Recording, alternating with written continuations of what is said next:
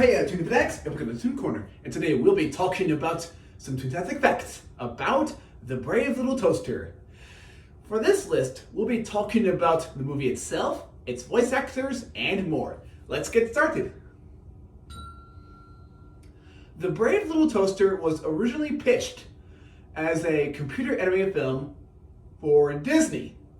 John Lasseter was the guy that introduced the idea to Disney, but once the head honchos asked John if the computer animation would be cheaper than the traditional animation, John said no, and just like that, Disney fired him, and John went on to create Pixar.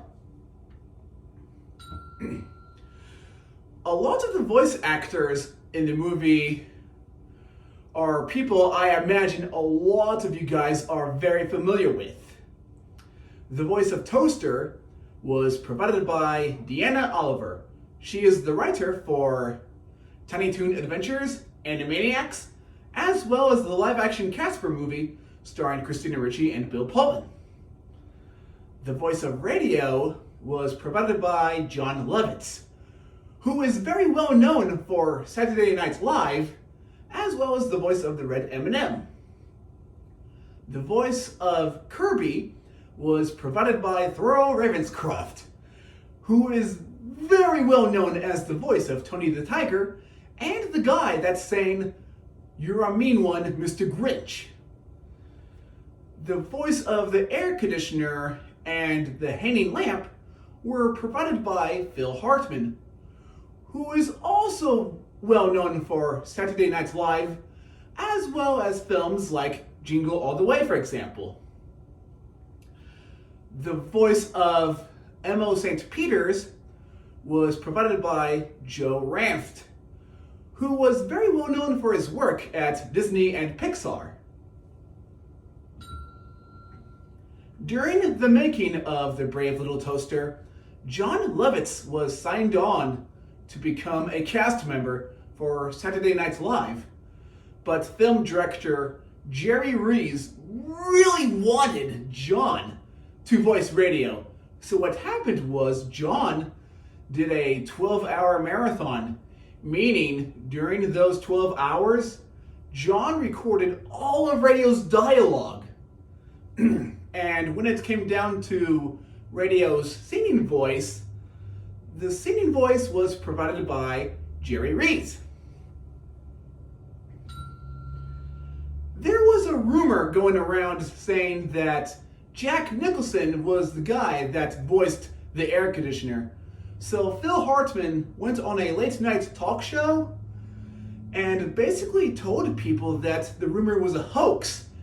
And he showed everyone that he does a very good Jack Nicholson impression. Producer Donald Kushner originally wanted Toaster's nightmare scene and the scene that contains the song Worthless to be cut out of the movie because he thought those two scenes were intense for children. But somehow and luckily, the two scenes were able to stay in the film.